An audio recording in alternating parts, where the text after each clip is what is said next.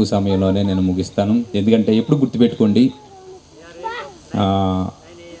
మీ side ఎక్కువగా జరుగుతున్న situations ఏంటంటే ముందు భోజనాలు పెట్టి పడుకోబెడేస్తారా ఎక్కువగా అనమాట. కోనసీమ సైడ్ కానీ ఈ వెస్ట్ గోదావరి సైడ్ కానీ. దీనివల్ల ఏమవుతుందంటే తిని వెంటనే అలసిపోయి ఉంటారు, నిద్ర వచ్చేస్తూ ఉంటుంది. వాక్యం చెబుతున్నా దాన్ని విందామనుకున్న ఆసక్తి ఉంటుంది మీకు, కానీ ఏమవుతుందంటే మొత్తం అలాగే తీసుకెళ్తుంటుంది. వీలైతే నెక్స్ట్ ఇయర్ మాత్రం కరెక్ట్గా 6:30కి భోజనాలు స్టార్ట్ చేసేయండి. 6:30కి స్టార్ట్ చేసి 7:30కి అలా ఓడేశారు అనుకోండి, యాక్టివిటీస్ అన్నీ కంటిన్యూ చేసుకోవచ్చు. కరెక్ట్గా 8:30కి ఇస్తే 9:30కల్లా వాక్యం ఫినిష్ అయిపోతుంది. కాబట్టి జాగ్రత్తగా శ్రద్ధ కలిగి వినండి. వాక్యాన్ని చెప్పే ముందు మిమ్మల్ని ఒక ప్రశ్న అడుగుతున్నాను. సాఫ్ట్గా చెప్పమంటారా, రఫ్గా చెప్పమంటారా? చెప్పండి. నవ్వించి చెప్పమంటారా, నలగొట్టేయమంటారా? ఎలా కావాలి మీకు వాక్యం? అసలు మాకు ఏమీ వద్దు, మమ్మల్ని వదిలేస్తే మేము ఇంటికి పోయి పడుకుంటామంటారా? ఏం చేయమంటారా? ఎందుకంటే ఈ చైర్స్ అన్నీ ఖాళీగా ఉన్న మధ్యలో చాలామంది ఉంటారు, ఎత్తబడ్డారు అందరం పాపం తీసుకురాగడ రాకముందే. ఏదేమైనప్పటికీ అన్ని క్రిస్మస్లాగా ప్రతిసారి కూడా కొనసాగిద్దామని మాత్రం అనుకోవద్దు. వాతావరణం కొద్ది చల్లగా ఉన్నది అయినా కూడా కొంచెం కొన్ని నిమిషాలు శ్రద్ధ కలిగి వాక్యాన్ని వినండి. మీ గురించి చాలా దూర ప్రాంతం నుంచి మీకు ఏ వాక్యం దేవుడిస్తాడా అనుకుని మేము ప్రార్థించుకుని నిర్ణయించుకుని మీ దగ్గరికి వస్తాం. ఆ మాటలు దేవుడు మీతో మాట్లాడాలనుకున్నప్పుడు మీ హృదయాలు సిద్ధంగా లేకపోతే పరిశుద్ధాత్ముడు బాధపడతాడు. కాబట్టి ఈ క్రిస్మస్ వేడుకల్లో మన జీవితాలు ఎలాంటి పరిస్థితుల్లో ఉన్నాయో అన్న విషయం మనకు అర్థం కావాలంటే, ప్రాముఖ్యంగా ఈ భూమి మీదకి క్రీస్తు ఎందుకు వచ్చాడు అన్న విషయాన్ని ఈ డిసెంబర్ నెలలో ఎవరిని ప్రశ్న అడిగినా ప్రతి ఒక్కరు కూడా ఏమాత్రం సంకోచితంగా ఏమాత్రం వెతుక్కోకుండా టక్కుమని సమాధానాలన్నీ చెబుతూ ఉంటారు. ఎందుకంటే మన దగ్గర ఎప్పుడు రిపీటెడ్గా కొన్ని రిఫరెన్సెస్ వస్తుంటాయి. ఈ గ్రీటింగ్స్ కానీ ఏ విషయాలైనా ఈ సందర్భాన్ని బట్టి మాట్లాడుకునేటువంటి సిచ్యువేషన్స్ కనబడుతుంటాయి. కాబట్టి క్రిస్మస్ సందేశం అనేటప్పటికీ ఏదో ఒక ఆలోచన ఎప్పుడు వినేది కదా అనుకునే ఒక ఉద్దేశం మనకు కలుగుతుంది. అలాగ అనుకోవద్దు. క్రీస్తు భూమి మీదకి ఎందుకు వచ్చాడని ప్రశ్న వేసుకుంటే ఆ ప్రశ్నకి సమాధానం మన అందరి దగ్గర ఉంటుంది. దేని గురించి ఈ భూమి మీదకి యేసుక్రీస్తు గారు వచ్చారు? ఎందుకు వచ్చారు యేసుక్రీస్తు గారు? చెప్పాలి. ఎందుకు వచ్చారు? అమ్మ మీరు యవనస్తులు రండి కూర్చున్నారు. ఎందుకు వచ్చారు యేసుక్రీస్తు గారు? ఎందుకంటే మీరే ఉన్నారు ఇంకా నా ముందు, వాళ్ళు చాలా దూరంలో ఉన్నారు.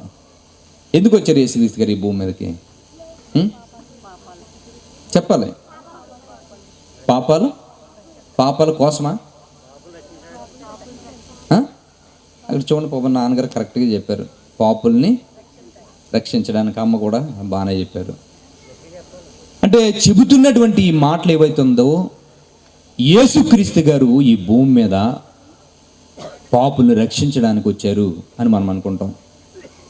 అది 100% కరెక్ట్. అయినా యేసుక్రీస్తు గారు ఈ భూమి మీదకి వచ్చింది ఒక పని గురించి మాత్రం ఈ భూమి మీదకి రాలేదు. ఆయనకి ఈ భూమి మీద చాలా పనులు ఉన్నాయి.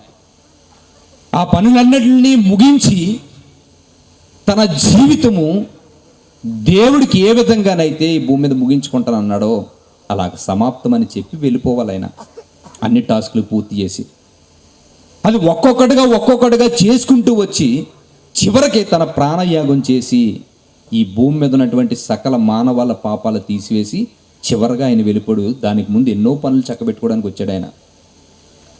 ఇప్పుడు ఈ పరిస్థితుల విషయాల్లో ఒక అవగాహన లేనటువంటి పరిస్థితి మన విశ్వాస జీవితాల్లో కనుమరుగైపోయినాయి.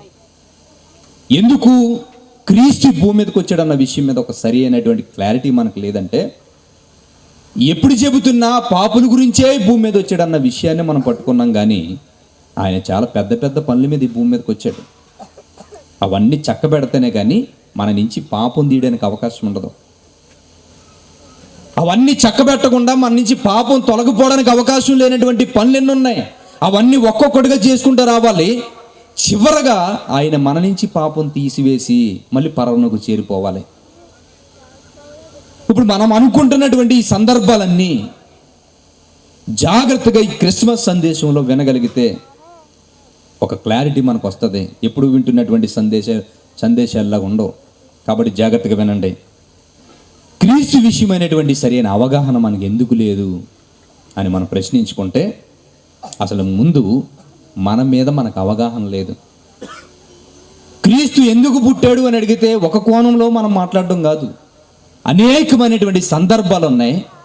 అనేకమైనటువంటి సందర్భాల విషయాల్లో ఆయన ఈ భూమి మీద పుట్టాడు. అది మనకు ఎందుకు తెలియలేదంటే, అసలు మనం ఎందుకు పుట్టామో మనకి తెలియదు. మనం ఎందుకు పుట్టామో మనకు తెలియదు. కాబట్టి క్రీస్తు ఎందుకు పుట్టాడో తెలియలేనటువంటి పరిస్థితుల్లో మనం ఒక విధానమైనటువంటి పద్ధతిలోకి వెళ్ళిపోతున్నాం. మాకెందుకు తెలియదండి, క్రీస్తు పాపుల గురించి పుట్టాడు కదండి అని ఒక మాటతో తేల్చేస్తాం. అలా కాదు అది. ఎందుకంటే బైబిల్ యొక్క వాక్యపు సారాంశం ఒప్పుకోదు. మనం ఒక సాంగ్ పాడుకుంటుంటాం. ఏంటి అని అడిగితే మీకు చెబుతున్న చరణం పాడండి. బెత్లెహేములో, ఏ పాట అది? బెత్లెహేములో సందడి, అవునా కదా? ఎందుకు సందడి బెత్లెహేములో చెప్పాలి. బెత్లెహేములో పాడండి ఒకసారి చరణం.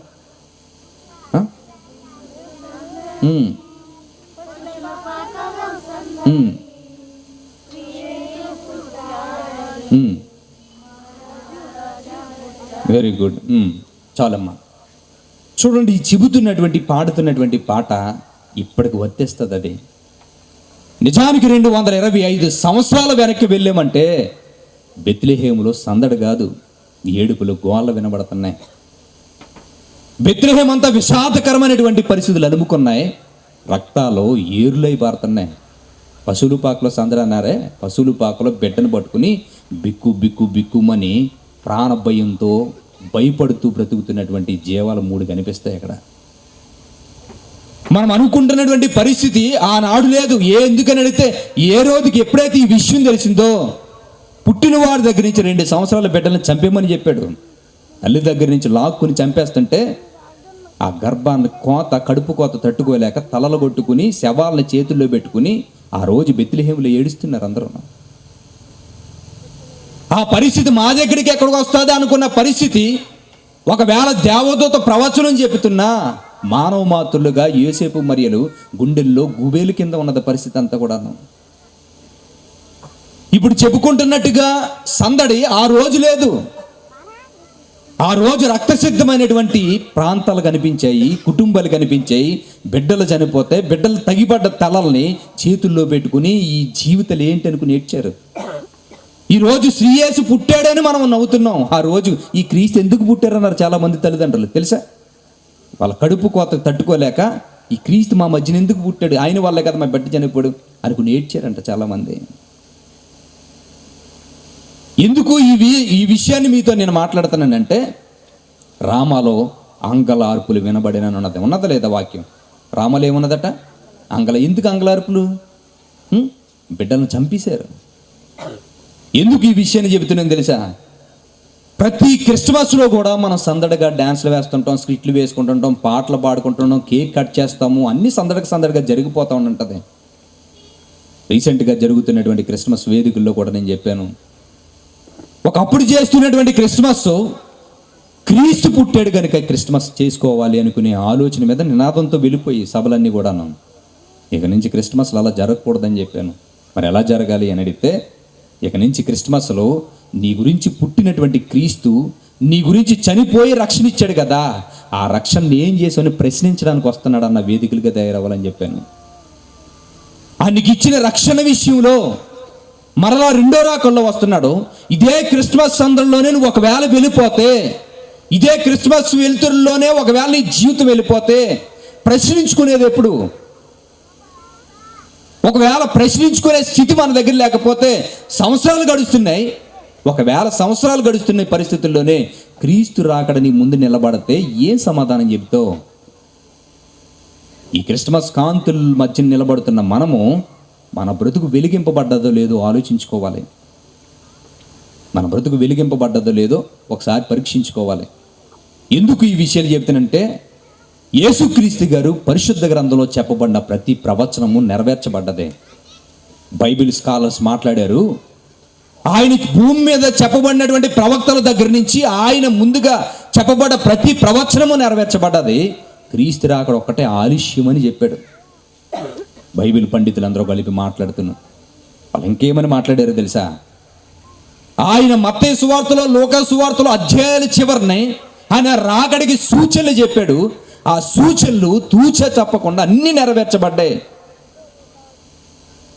మరి ఏమున్నది అని అడిగితే, నేను రావడం ఆలస్యం అని చెబుతున్నాడు. నేను ఒక్కటే రావడం ఆలస్యం అంతే. అది ఈ క్షణాన్ని జరిగినా ఆశ్చర్యపోనవసరం లేదు. మిమ్మల్ని ఒక ప్రశ్న అడుగుతున్నాను సూటిగాను. ఒకవేళ క్రీస్తే ఒకవేళ వచ్చేస్తే ఏంటి మన పరిస్థితి? ఎందుకని అడిగితే, ఈ సందర్భంలో ఇప్పటి వరకు ఎన్నో సంవత్సరాలు గడిపేమా లేదా? ఎన్నో క్రిస్మస్లు చూసాం మనం. ఈ క్రిస్మస్లో ఎన్నోసార్లు డ్యాన్సులు వేస్తున్నప్పుడు మనం విజిల్స్ వేసాము, చప్పట్లు కొట్టాము, కేకలు వేసాము. ఈ క్రిస్మస్ పండుగలు వేడుకలతో బట్టలు చేసుకున్నాము. ఇంట్లో ఉన్నటువంటి పరిస్థితులన్నింటినీ మార్చి చక్కచక్క రంగులు వేసుకుని ఇల్లు ముస్తాబులు చేసాం. పండగ వాతావరణం క్రైస్తవులకి పండగ అన్నట్టుగా మార్చాం దీన్ని. ఎంత బాగానే ఉంది, చేసుకోవద్దని కాదు. ఆ పండగల్లో నీ బ్రతుకు మారి క్రీస్తు వస్తే ఎత్తబడే స్థితి నీ దగ్గర ఉందా లేదా ప్రశ్న ఈ క్రిస్మస్ వేదికలో. పండగల జీవితాల్లోనే పాత బ్రతుకుతోటే అడుగులు పెట్టొచ్చా? పండగల పేరుతోటే ఇలా కొనసాగించేస్తూ ఒక రోజు మనం ప్రాణం పోయే పరిస్థితి మన దగ్గరికి వస్తే మన జీవితం ఏమైపోతుంది అన్న ప్రశ్నలు వేసుకుంటున్నామా? మనకెందుకు వీటి మీద క్లారిటీ లేకుండా పోయిందంటే, ఒక విషయాన్ని గుర్తుపెట్టుకోండి. క్రీస్తు ఎందుకు ఈ భూమి మీద పుట్టాడన్న విషయాలు అన్నీ మనకు ఎందుకు అర్థం కాలేదు తెలుసా? మనం ఎందుకు పుట్టామో ఈ భూమి మీద మనకే తెలియలేదు. మేము ఎందుకు పుట్టామో మాకే తెలియదని మీరు ఎలా చెప్పగలరు అని ఒకవేళ ప్రశ్నిస్తే, ఆ ప్రశ్నకి చక్కటి ఉదాహరణ ఒకటి చెప్తాను, జాగ్రత్తగా శ్రద్ధగా వినండి. ఇద్దరు నవదంపులు ఎవరైతే వివాహమైనటువంటి కొత్త రోజుల్లో ఇద్దరు దంపతుల్ని తీసుకొచ్చి నిలవబెట్టి పెద్దలందరూ ఒక ప్రశ్న అడగాలనుకున్నారట. ఏమని అడగరంటే, మ్యారేజ్ అయినటువంటి ఇద్దరు భార్యాభర్తలను తీసుకొచ్చి ఆ భార్యాభర్తలిద్దరిని ఒక ప్రశ్న అడిగారట. వింటున్నారమ్మా అందరూ? వింటున్నారా? ఎందుకంటే లైట్ నా మొఖానికి ఉంది, మీ మొఖానికి లేదు. మీ మొఖాలను చీకడుకున్నా కానీ పడుకున్నా తెలియదు నాకేమని. ఒకసారి చేయలేకుండా ఒకసారి వింటున్నామన్న వాళ్ళు. వెరీ గుడ్ అమ్మయ్య, బతికించారు. ఉదాహరణ చెబుతున్నాను. వివాహమైనటువంటి భార్యాభర్తల తొలి నాళల్లో 1 నెల 2 నెలల వివాహమైనటువంటి భార్యాభర్తలిద్దరిని ఒక యవనస్తుల్ని తీసుకొచ్చి కూర్చోబెట్టి ప్రశ్న అడిగారట. ఏమని అడిగారంటే, పెద్దలందరూ కలిపి, మీరు ఎందుకు పుట్టారో మాకు సమాధానం చెప్పండి, ఒక 5 నిమిషాలు సమయం ఇస్తున్నాము, పక్కకెళ్ళి మాట్లాడుకుని రండి అన్నారట. అలా పక్కకి వెళ్ళి మాట్లాడుకుని రమ్మన్నప్పుడు అలాగ వెళ్ళారు. వాళ్ళు వెళ్ళి సోఫా ఇది అనుకోండి, ఆ సోఫాలో భార్య పక్కన కూర్చుంది, భర్త పక్కన కూర్చుని ఒకరు చూసుకున్నారట. భర్త అన్నాడట భార్యతోటి, నువ్వెందుకు పుట్టావో తెలుసా అని అడిగాడట. భార్య అలా చూస్తుందట, నువ్వెందుకు పుట్టావు అలా చూస్తావేటి, నువ్వు నా కోసమే పుట్టావు అన్నాడట. మరి నేనెందుకు పుట్టానో తెలుసా నీకు అని అడిగాడట. నేను ఎందుకు పుట్టానో తెలిసి అని అడిగితే అలా చూస్తుంటే, నేను నీ కోసమే పుట్టాను, నువ్వు నా కోసం పుట్టావు, నేను నీ కోసం పుట్టాం, మన జన్మేటి అనుకుంటున్నాం, 7 జన్మల బంధం అన్నారట. పెద్దల దగ్గరికి వచ్చారు, భార్యని భర్తని అడిగారట, మీరు ఎందుకు పుట్టారు చెబుతారా అని. మేమిద్దరం ఒకరికొకరి కొరకు మేము పుట్టాము, మా జన్మ మాకున్న బంధం విడదీయని రాంది అని చెప్పారట. శబాష్ వెళ్ళిపోండి అని చెప్పారట. కొన్ని సంవత్సరాలకి ఈ వైవాహిక జీవితంలో వాళ్ళు వెళ్ళిపోతున్నటువంటి తొలి దినాల్లోనే ముగ్గురు అయ్యారట. ముగ్గురు అయ్యగానే పుట్టినటువంటి బిడ్డ మీద అమితమైనటువంటి ప్రేమ తల్లిదండ్రులకి ఇద్దరికి పెరిగిపోయింది. బిడ్డను కింద పెట్టడం లేదు, ప్రేమిస్తున్నారు. అలా బిడ్డ పెరుగుతున్నప్పుడు బిడ్డ పెరుగుతున్నటువంటి పరిస్థితిలో కొన్ని రోజులకి పెద్దలు పిలిచి, మిమ్మల్ని ఫస్ట్ రోజు ఒక రోజు అడిగాం కదా ప్రశ్న, మళ్ళీ అదే ప్రశ్న అడుగుతున్నాం, మీరు ఎందుకు బ్రతుకుతున్నారు అన్న విషయం మాకు కావాలి అని అడిగారట. ఒక 5 నిమిషాలు టైం ఇస్తాను, పక్కకి వెళ్ళి మాట్లాడుకుని రండి అని చెప్పారట. పక్కకి వెళ్ళారు, మాట్లాడుకున్న తర్వాత వాళ్ళిద్దరూ మాట్లాడుకుని వచ్చి నిలబడ్డారట. మీరు ఎందుకు బ్రతుకుతున్నారన్న దానికి సమాధానం మీరేం చెబుతారు అని అడిగితే, వాళ్ళిద్దరూ భార్యాభర్తలు పక్కకి వెళ్ళి మాట్లాడుకుని వచ్చి, పెద్దలకు సమాధానం చెప్పడానికి వచ్చారట. అడిగారట పెద్దలు, ఎందుకు బతుకుతున్నారు మీరు అని అడిగితే, అయ్యా మేము బ్రతికేది ఇంకో వీళ్ళ కోసమే అన్నారట. ఎవరి కోసం? ఎవరి కోసం? పిల్లల కోసం. ఒకప్పుడు ఏమన్నారు మొదట వాళ్ళు, నేను నీ కోసం పుట్టాను, నువ్వు నా కోసం పుట్టావని చెప్పారు. కొన్ని రోజులకి అయిపోయిన తర్వాత, పిల్లలు పుట్టిన తర్వాత, మేము బ్రతికేది పిల్లల గురించే, మేము బ్రతికేది వీళ్ళ గురించే, మా పంచ ప్రాణాలు వారే అని చెప్పారట. పిల్లలు ఎదుగుతున్నారు, వెళ్ళిపోయారు వాళ్ళ ఇంటికి శబాష్ అని చెప్పిన తర్వాత. పిల్లలు ఎదుగుతున్నారు, పెద్దవాళ్ళు అయ్యారు, ప్రయోజకులు అయ్యారు. వాళ్ళ రెక్కల ముక్కలు చేసుకుని పిల్లలకి చాలా డబ్బులు ఖర్చు పెట్టి చదివించారు, ప్రయోజకులు అయ్యారు. పెద్దవాళ్ళు అయిన తర్వాత తల్లిదండ్రులకి విధేయులుగా ఉండవలసిన వాళ్ళు అవిధేయులుగా మారి తల్లిదండ్రులు నోరెత్తితే తండం మొదలెట్టారట. అలా మొదలెట్టిన తర్వాత బాధపడుతున్నారు. పెద్దలు పిలిచారు, పెళ్ళైనటువంటి తొలి దినాల్లో మీరు మాట్లాడారు, మేము విన్నాము. పిల్లలు పుట్టిన తర్వాత కూడా మీరు సమాధానం చెప్పారు, మేము విన్నాము. ఇప్పుడు మీరు ఎందుకు బ్రతుకుతున్నారు? మాకు సమాధానం చెప్పండి, 5 నిమిషాలు మాట్లాడుకోండి అంటే భార్యాభర్తలు ఇద్దరు పక్కకు వెళ్ళారట, ఏడ్చుకున్నారట. వచ్చి పెద్దల దగ్గర నిలబడి మాట్లాడుతున్నారట. ఎందుకు పుట్టారు, ఎందుకు బ్రతుకుతున్నారని అడిగితే, ఎందుకు బ్రతుకుతున్నారన్న విషయాన్ని మొదట చెప్పారు, తర్వాత చెప్పారు. ఇప్పుడు ఏం చెబుతారని అడిగితే వాళ్ళు చెప్పారట, ఏదో బ్రతకాలి కాబట్టి బ్రతుకుతున్నామయ్యా, అయితే ఎప్పుడో చచ్చిపోతాం అని అన్నారట తల్లిదండ్రులు. అంటే మీకు ఎందుకు ఈ విషయాన్ని చెప్పాను తెలుసా? అంటే ఎందుకు పుట్టారన్న విషయాన్ని మనిషికి ఒక క్లారిటీ లేదు. సందర్భాలు బట్టి మారుతూ ఉంటుంటాడు, సందర్భాలు బట్టి కావాలనుకునేటువంటి ఆలోచన దగ్గరగా వెళ్ళిపోతుంటాడు, సందర్భాన్ని బట్టి తన జీవితాన్ని మలుచుకోవడానికి ఉంటుంటాడు. బాధ వచ్చిందా, ఎందుకు ఈ ప్రాణం అనుకుంటాడు. సంతోషం వచ్చిందా, ఈ జీవితం ఇంకా ఉంటే బాగుంటుంది అనుకుంటాడు. సందర్భాన్ని బట్టి మాట్లాడతాడు తప్ప ఎందుకు ఈ భూమి మీద పుట్టాడు అన్నాడో క్లారిటీ లేనటువంటి బ్రతుకులు మనిషిది జీవితం. మనం ఎందుకు పుట్టామో మనకే తెలియకపోతే మన గురించి పుట్టినటువంటి క్రీస్తు గురించి మనమేం వివరిస్తాం?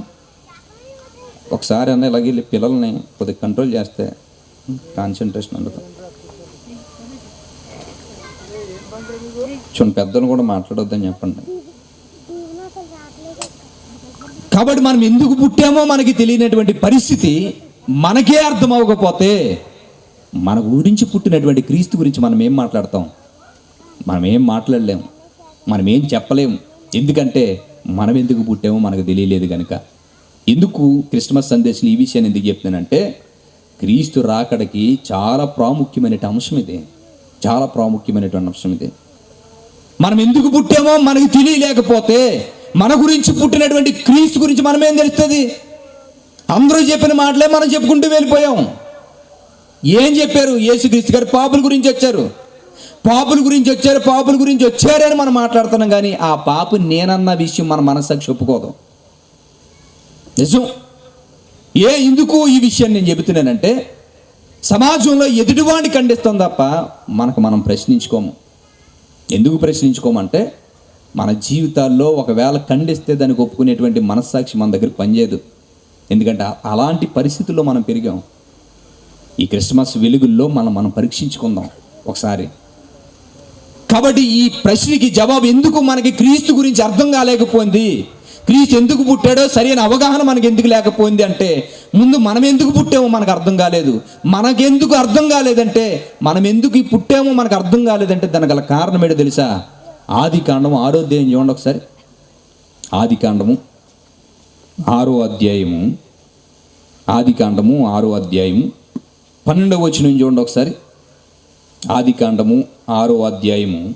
మనం ఎందుకు పుట్టామో మనకి తెలిస్తే క్రీస్తు ఎందుకు పుట్టాడో మనకు అర్థమవుతుంది. కానీ మనం ఎందుకు పుట్టామో మనకు తెలియలేదు. ఎందుకు తెలియలేదంటే ఇదిగో ఎందుకు తెలియలేదంట. ఎందుకు తెలియలేదు? 6వ అధ్యాయము 12వ వచనం. దేవుడు భూలోకమును చూచినప్పుడు అది చెడిపోయి ఉండెను, భూమి మీద సమస్త శరీరులు తమ మార్గములు చెరుపుకునేరి. చూసారా? భూమి మీద ఉన్నటువంటి సమస్త శరీరులు, ఈవెన్ భారతదేశం అని కాదు, ఈ భూమి మీద ఎంతమంది అయితే నేల మీద బ్రతుకుతున్నారో వారందరి జీవితాలు పాపానికి బానిసలుగా మారిపోయారట. ఎప్పుడైతే మనిషిలోనికి పాపం వచ్చి పాపము పేటరీగిపోయి విచ్చలవిడితనంతో మనుషులు మృగాల కింద మార్చేసిందో, మనుషులు చేసిన పని తెలుసా? వారి మార్గాలు చెరుపుకున్నారట. వారి మార్గాలు చెరుపుకున్నారు. ఎప్పుడైతే మార్గాలు చెరుపుకున్నారో వాడు ఎందుకు పుట్టాడో ఎందుకు బ్రతుకుతున్నాడో తెలియకుండానే బ్రతుకుతున్నాడు. అందుకనే చూడండి, ఒక్కొక్కరు ఒక్కొక్క సమాధానం చెప్తుంటారు. రే నువ్వెందుకురా పుట్టావు, నీ జీవిత సార్థకతం చేసుకోవడానికి ఏం చేస్తావు అని అడిగితే ఒక్కొక్కరు ఒక్కొక్క సమాధానం చెప్తారు. నేను దేశ రక్షణ కొరకు పుట్టానంటాడు. నేను ఏదో ఒకలాగా ఇదిగో ఈ ఉద్యోగాన్ని నేను సంపాదించాలి, ఇదే నా లైఫ్ గోల్. ఇది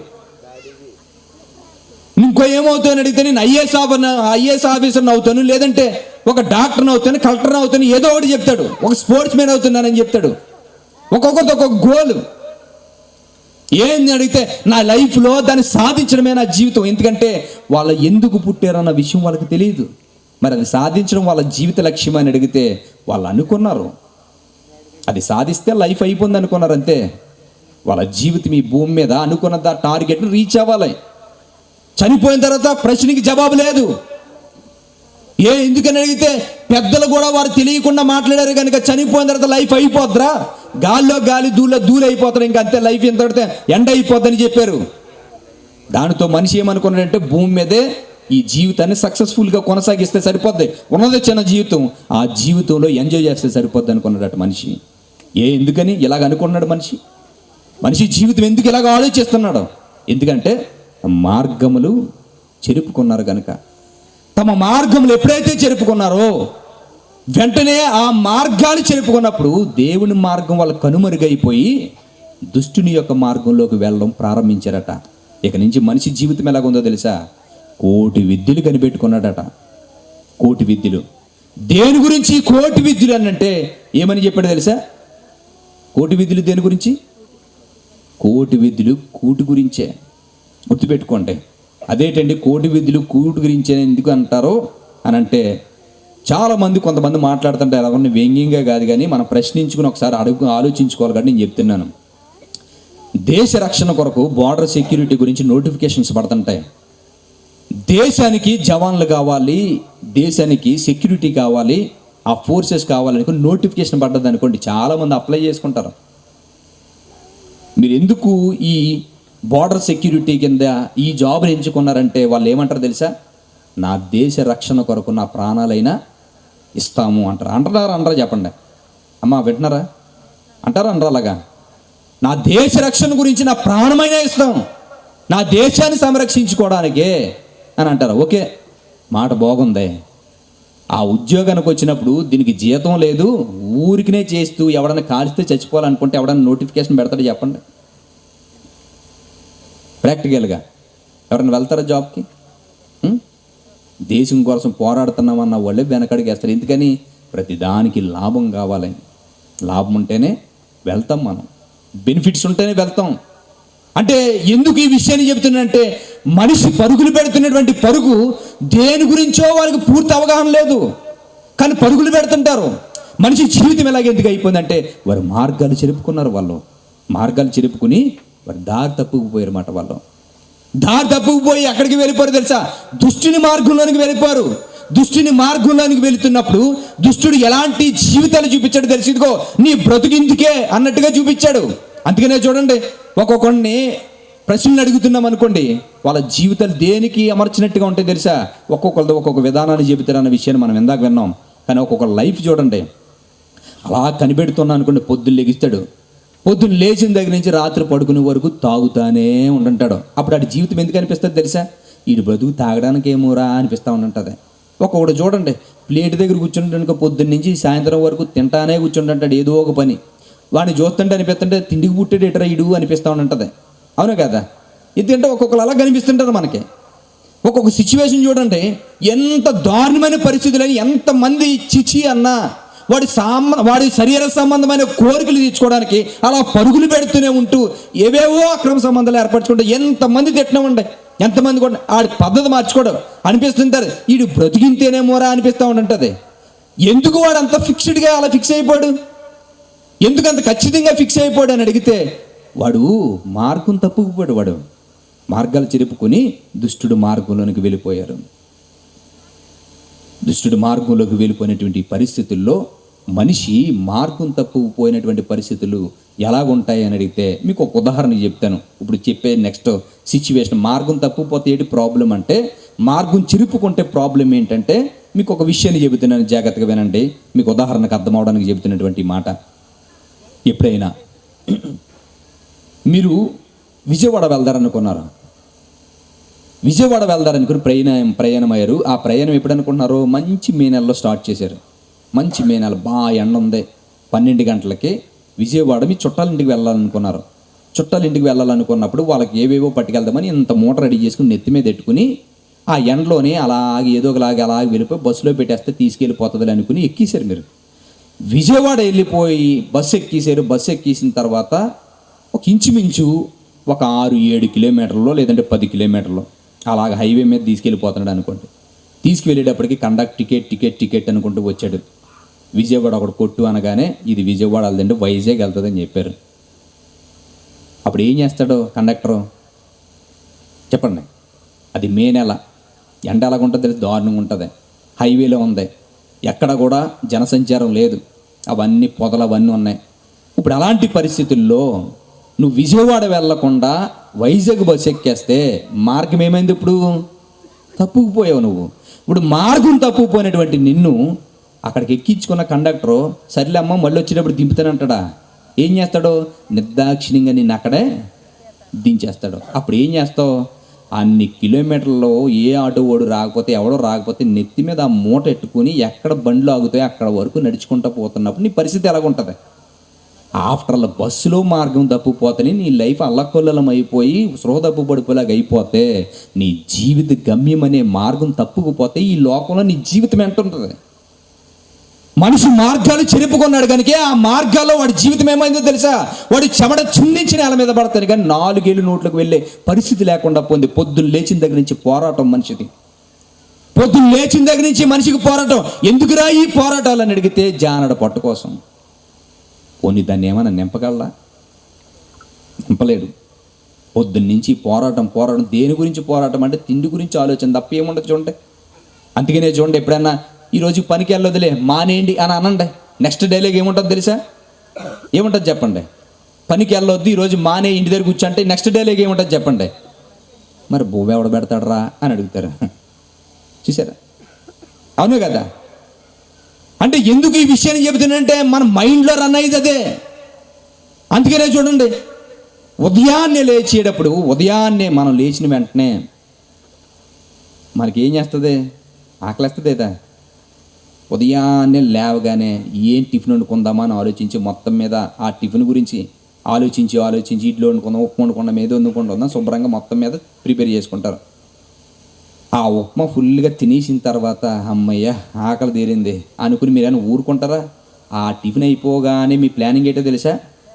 మధ్యాహ్నానికి ఏం వండుకుందాం ఆలోచిస్తారా? చెప్పండి. మధ్యాహ్నానికి ఏం వండుకుందాం అనుకుని ఆలోచించుకుని ఆకలితో గబగబగా కడుపు నిండుగా తినేశారు. తినేసిన తర్వాత అమ్మయ్య ఆకలి తీరిపోయిందని ఊరుకుంటారా మీరు? ఆ మధ్యాహ్నం తింటూ ఆలోచిస్తారు, రాత్రికి ఏం కూర వండాలో, ఉల్లిపాయలు ఉన్నాయా లేవా, కూరగాయలు ఉన్నాయా లేవా, ఏం వండుదాం, రాత్రికి ఏం కూర. పోనీ రాత్రి కూడా తినేసారండి, కడుపు నిండుగా పీకల వరకు తినేసారండి. రాత్రి కూడా ఫుల్గా కడుపు నిండుగా తినేశారు. రాత్రి పడుకునేటప్పుడు సుఖంగా పడుకుంటారా? గుండె మీద చేసుకుని పొద్దున్న ఇంటికి వండుకుందాం. తిండేనా? ఇదేనా? ఇంకా తప్ప ఇంకేం ఉండదా? అంటే చూడండి, లైఫ్ ఎలా కొనసాగిపోతుందో చూడండి. ఎందుకు మనిషి జీవితము ఇలాగే అయిపోతుంది? అసలైన మార్గాన్ని తప్పించుకుని బయటకు వచ్చావు నువ్వు. మార్గాన్ని చెరుపుకున్నావు, మార్గం తప్పుకుపోయావు. ఈ మార్గం తప్పుపోయినటువంటి జీవితము ఇలా ఉంటున్నప్పుడు సాతానుగాడు ఎరలేయడం ప్రారంభించాడు మనిషికి. వీడు అసలైన మార్గం వీడికి తెలియకుండా ఉండాలంటే నా మార్గంలోనే వీడికి కనీసం కొంచెం కూడా రెస్ట్ లేకుండా పరిగెపడితే ఏమని చెప్పాడు తెలుసా? చూడండి ఒకసారి మత్తయి సువార్త చూడండి. మత్తయి సువార్త 6వ అధ్యాయము 24వ వచనాన్ని జాగ్రత్తగా చూడండి. 24వ వచనం, మత్తయి సువార్త 6వ అధ్యాయము 24వ వచనం. ఎవడును ఇద్దరు యజమానులకి ఒకడు దాసుడిగా ఉండనేరడు అన్నాడు. నిజంగా ఈ మాట ఏమని అనిపించిందా మనకి? అమ్మా, ఈ మాట ఏమనిపించిందా? ఏమనిపించలేదు, కానీ చలి మాత్రం బాగా వేస్తుందండి, వదిలేస్తే పోతామని ఇలా ఉన్నారు మీరు. ఎందుకంటే మీ ప్లేస్లోనే కూర్చుని వచ్చాను కదా, చలి గట్టిగానే వేస్తుంది. కాకపోతే ఇక్కడ చెప్పేటప్పుడు నాకు కొద్దిగా వేడిగా ఉంటుంది, మీకు మాత్రం చల్లగా ఉంటుంది. అయినా వినండి ఈ మాటలో, మీ గురించి ఏర్పరచబడ్డటువంటి వాక్యం ఇది. ఈ మాట చదువుతున్నప్పుడు ఈ మాట మీకు పెద్ద ఎఫెక్ట్ అనిపించకపోవచ్చు. దేవుడి మీద బాగా భయభక్తులు కలిగి దేవుడే నా ప్రాణం అనుకున్నప్పుడు ఒక మూలకు వెళ్ళి మాట చదవండి. ఏముంటుందో తెలుసా? ఆగకుండా ఏడుస్తూ కూర్చుంటాం. ఆ మాటకి ఏడ్చే సెంటిమెంటల్ డైలాగ్ ఏముందండి అని మీరు అనొచ్చు. చాలా దౌర్భాగ్యమైన మాట ఉంది అందులోను. అంత అలా ఉన్నది ఏంటి అని అడిగితే, దేవుడు మనల్ని పుట్టించాడు, మనం డబ్బును పుట్టించాము. దేవుడు మనల్ని పుట్టించాడు, మనము డబ్బును పుట్టించాం. మన పుట్టించిన దేవుడిని పూజించాలి. కానీ మనిషి ఏం చేశాడో తెలుసా? డబ్బే దేవుడని డబ్బుని దేవుడిగా సమాజానికి చూపించి పుట్టించిన దేవుడిని పక్కన పెట్టాం. మనం పుట్టించుకున్న దాన్ని దేవుడిగా చేసి, డబ్బే నా జీవితం, డబ్బుతో సమస్తము సాధ్యము, అది లేకపోతే ఏది జరగదు, ఈ జీవితం ముందుకు వెళ్దు అనుకుంటాం. మనిషి జీవితము ఎలాగ ఆలోచిస్తాడో తెలుసా? ఇది లేకపోతే జరగదు. మరి ఈ భూమి మీద అన్ని ఎలా జరుగుతాయో జరుగుతాయి, కానీ అన్ని డబ్బుతోనే జరుగుతాయి అనుకోవడం అనేది నీ మూర్ఖత్వం.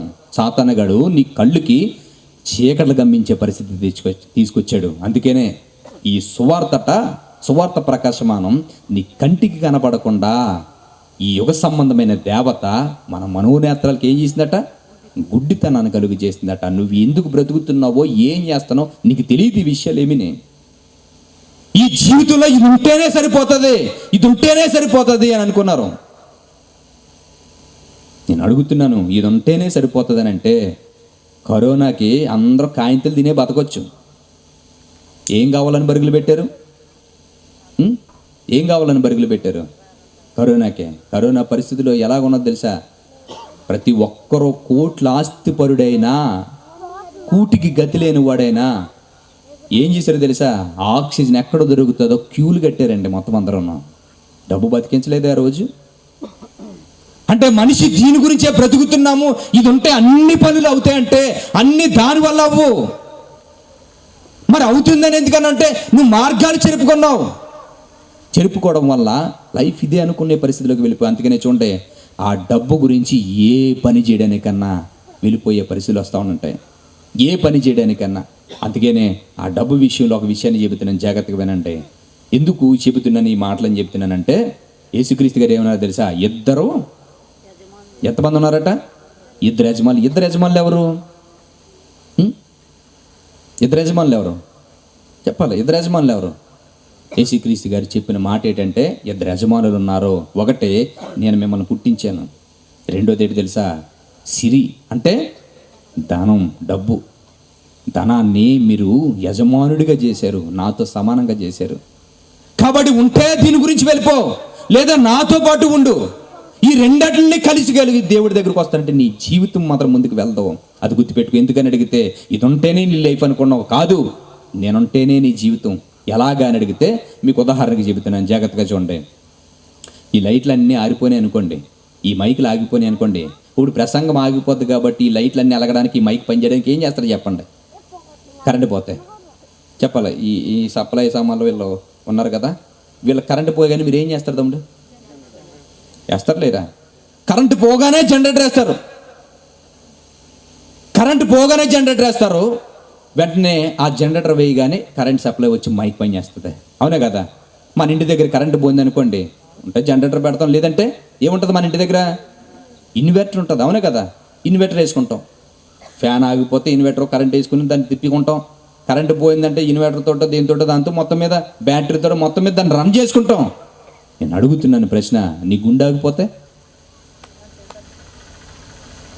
ఏ జనరేటర్ పెడతావు? ఏ ఇన్వర్టర్ పెడతావు? రన్ అవుతుందా? దేవుడు ఎందుకు మన జీవితాల్లో సృష్టికర్త తెలుసా? ఈ భూమి మీద దేన్నైనా నువ్వు వెలిగించవేమేమో. ఆగిపోయిన నీ గుండెని కొట్టుకోవాలంటే దాన్ని కొట్టుకోమని వాడు సెలవు ఇవ్వాలి. అది కొట్టుకోవాలన్నా ఆగిపోవాలనుకున్నా. దాని పవర్ జనరేటర్లోని ఇన్వర్టర్లో లేదు, దేవుడి చేతిలో ఉంది.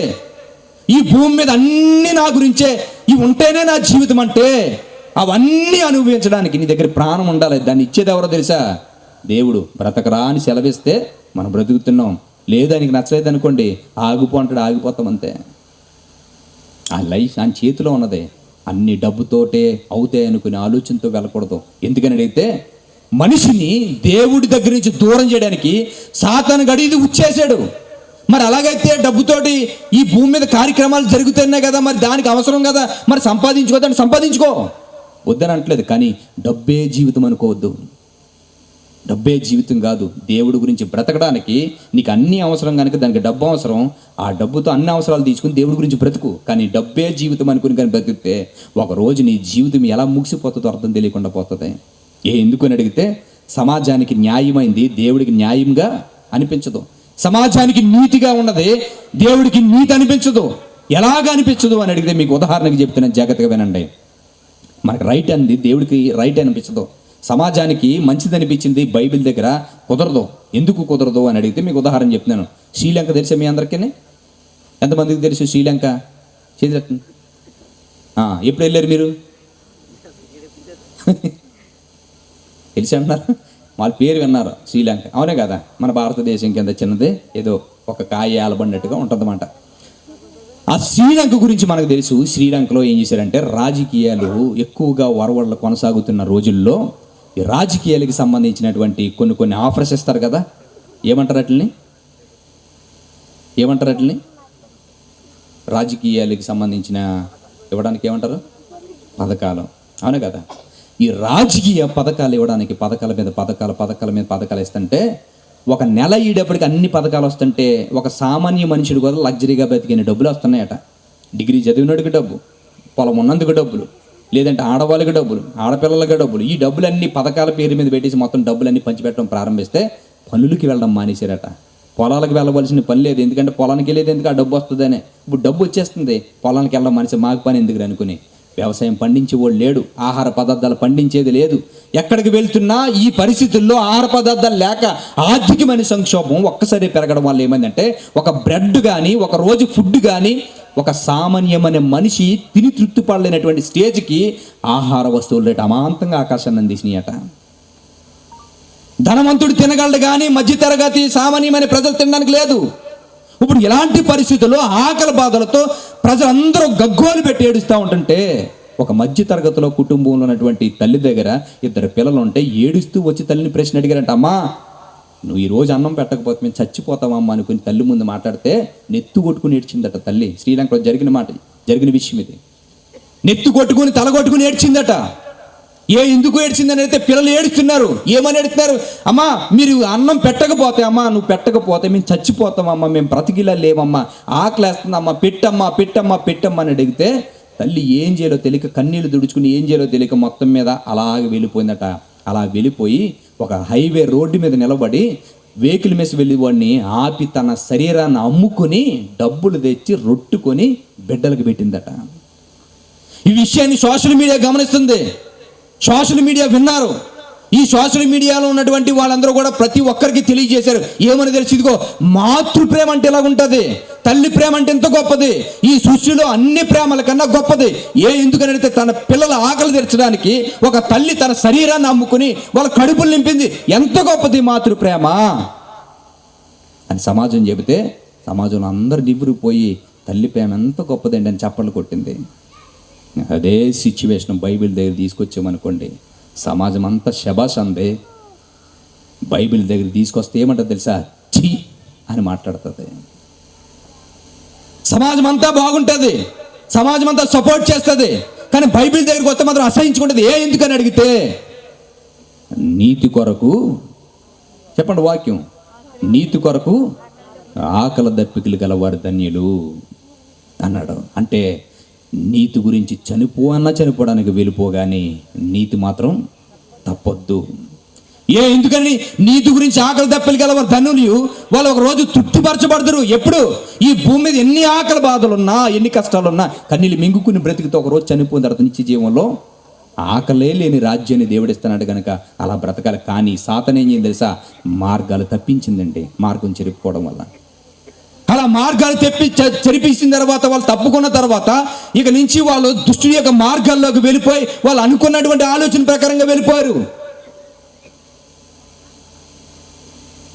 ఇంకా బలమైన ఉచ్చులేమేసింది తెలుసా? డబ్బే కాకుండా వీడు తెలివిగా ఒకవేళ ఉంటే, వివేకం కలిగి ఒకవేళ ఉంటే వాడికి దేవుణ్ణి అన్వేషించే స్థితి వచ్చేస్తుందని ఏం చేసిందో తెలుసా? మందు నేర్పించిందట వాడికి, మత్తులో ఉండడానికి. అందుకనే చూడండి, తాగుతున్నటువంటి వాళ్ళని చూసామనుకోండి, వాళ్ళని చూస్తే నవ్వాలో బాధపడాలో తెలియదు, కానీ సమాజం అంతా నవ్వుతూ ఉంటుంటారు, వాళ్ళ కుటుంబంలో వాళ్ళు మాత్రం ఏడుస్తూ ఉంటుంటారు. వాళ్ళు తాగుతున్నప్పుడు చూడండి, ఆ తాగుతున్నప్పుడు ఏమైనా రోడ్డు మీద వెళ్తున్నారనుకోండి, రోడ్డు మీద స్ట్రైట్గా వెళ్తారా వాళ్ళు? తాగుతున్న వాళ్ళు ఈ పక్క నుంచి అలాగెళ్ళి అలాగెళ్ళి మొత్తం మీద ఆ రోడ్డు అంతా కొలతలు కొలిసే వెళ్తారు మొత్తం మీద. వాళ్ళు చూస్తున్నప్పుడు చాలామంది నవ్వుతూ ఉంటుంటారు మొత్తం అందరూ, అవును కదా? నవ్వుతూ ఉంటుంటారు. వాళ్ళు పడిపోయి బట్టలకు అన్నీ బాడించుకుంటే వాళ్ళకు ఉన్నటువంటి ఆ పరిస్థితులను చూసి నవ్వుతుంటారు అందరూ. కానీ మీకు ఒక విషయం తెలుసా? ఆ తాగుతూ చిందులు వేస్తున్నటువంటి వారి కుటుంబంలోకి వెళ్ళి ఆ పరిస్థితి చూడండి. మీ నానే అలా ఇటు అటు తిరిగి పడుతుంటే పిల్ల ఏడుస్తారండి. నువ్వు కట్టుకున్నవాడే పలానా చోట పడిపోడు, వాడిని తీసుకురాని అడిగితే ఆ మురికి బట్టలతో ఆ తాగుబోతాడు ఇంటికి తీసుకురావాలంటే కట్టుకున్నది సిగ్గుతో చచ్చిపోతుంది. సమాజానికి అంతా నవ్వులాట కింద ఉంటుంది, కానీ వాళ్ళ కుటుంబం అంతా కన్నీళ్ళు పెట్టుకుని ఆడవాలి. సరి అని తిండి ఉండదు, కట్టుకోవడానికి బట్ట ఉండదు, సమాజంలో పరువు ఉండదు, జీవితం ఏమైపోద్ది తెలుసా? నవ్వులాట కింద మారిపోద్దండి.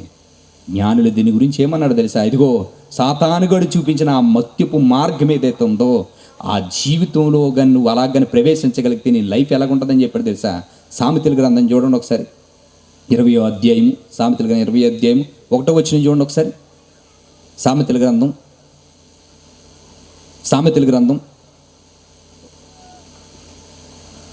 20వ అధ్యాయము 1వ వచనం చూడండి. ద్రాక్షరసము వెక్కిరింతల పాలు చెయ్యను, మద్యము అల్లరి పుట్టించును. చూసారా? ద్రాక్షరసము ఏం చేస్తుందట? అల్లరి పాలు చేస్తుంది, మద్యం వెక్కిరింతల పాలుకి తీసుకెళ్తాంట. మళ్ళీ చదవండి ఒకసారి. ద్రాక్షరసం వెక్కిరింతల పాలు చేయును, మద్యము అల్లరి పుట్టించి. తాగినోడని కుదురుగా ఉంటాడా? తాగినోడు ఫంక్షన్కి వెళ్ళాడు అనుకోండి, ఆడు పొరపాటుని కానీ ఆడికి కొద్ది కూర తక్కువేసాడా టేబుల్ లెక్క కొడతాడా తెలుసా? పొరపాటు కొద్దిగా తేడా వేసాడా టేబుల్ ఎగిసిపోవడమే మొత్తం అంతా. ఏమనుకుంటున్నారు నన్ను అసలుకేనంటాడు. ఇంకంతనమాట. చివరికి ఫోటో తీసి ఇవ్వని కూడా సరిగా నేనోడు, ఫోటో తీసి ఇవ్వడికి కూడా పాట నేర్పిస్తుంటాడు. ఏమని? ఏయ్ ఇలాది అలాది ఇలాది అంటాడు. అంటే అందరికీ లెసన్ నేర్పించే పరిస్థితికి వెళ్ళిపోతాడు. ఈ కామెడీని చూసినప్పుడు సమాజం అంతా బాగానే నవ్వుకుంటుంది. ఇదంతా నవ్వుకుంటున్నప్పుడు పక్కన కట్టుకున్నది ఉంటుందే, సిగ్గుతో చచ్చిపోతుందండి. ఆ భార్యని అలా రోడ్డు మీద తీసుకెళ్తే అక్కడ ఆపి అలా వైన్ షాప్లోకి వెళ్తాడు. అందరూ చూస్తుంటారు. వచ్చేటప్పుడు మా బావ వచ్చేటప్పుడు మాట్లాడుతున్నాం, మామూలుగా పెద్ద లైటింగ్ వచ్చి రోడ్డు మీద అన్ని బండ్లు పెట్టేశారు. అన్ని బండ్లు పెట్టేస్తామనంటే క్రిస్మస్ నెల కదా ఇదంతాను. ఆ రోడ్డు మీద ఉన్న చచ్చు ఫుల్గా నిండిపోయి ఇలాగ వచ్చిందని చాలా క్రిస్మస్ అందరి మీద ఆ సంతోషం మీద ఉన్నది. తీరా అక్కడికి వెళ్ళి తీరా చూస్తే వైన్ షాప్ నిండిపోయింది. మొత్తం బండ్లన్నీ రోడ్డు మీదకి వచ్చినాయి, హైవే మీద ఆ రోడ్డు మీదకి వచ్చేసినాయి మొత్తం అన్ని. అడిగి వాడు లేడు ఎవడ కూడా. ఎందుకని అడిగితే అడిగి అధికారులు కూడా అందులో ఉంటారు. ఇంకా అందుకని ధైర్యం వచ్చింది మొత్తం అంతా. తీరా చూసేటప్పటికి అక్కడికి వెళ్ళేటప్పటికి మొత్తం బండ్లన్నీ రోడ్డు మీద పెట్టేసి ఉన్నాయి. చాలా బాధ అనిపించింది. ఏంటి ఇంతంత వెలుగు, ఇంతంత నిజంగా ఇలా ఈ వెలుగే తక్కువ ఇంకా పెద్ద లైట్లు పెట్టారు అక్కడ. చూసారు? అంటే ఎందుకు ఈ విషయాన్ని చెప్తున్నానంటే అది అల్లరికి కారణమవుతుంది, గొడవలకి కారణమవుతుంది. ఇవన్నట్లకి ఏమవుతుంది అంటే సమాజం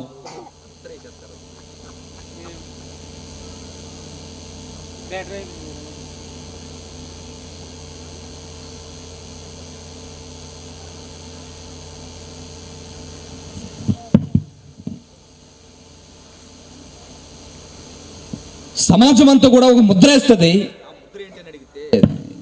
తాగుబోతాడు అని ఒక ముద్ర వేసేస్తుంది. ఎందుకు ఈ విషయం చెప్తున్నాను తెలుసా? నిజంగా చెబుతున్నానండి, ఈ రోజుల్లో ప్రతి ఒక్కరూ మద్యానికి అలవాటు పడిపోయే పరిస్థితికి వెళ్ళిపోతుంది.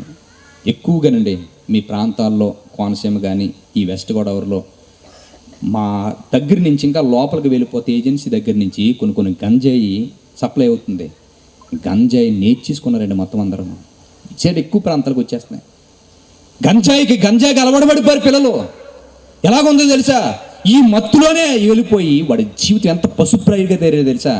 మన రీసెంట్గా వచ్చినటువంటి న్యూస్ ఏంటో తెలుసా, గంజాయి తాగి కన్న తల్లిని పాడు చేసాడంటున్నాడు తెలుసా.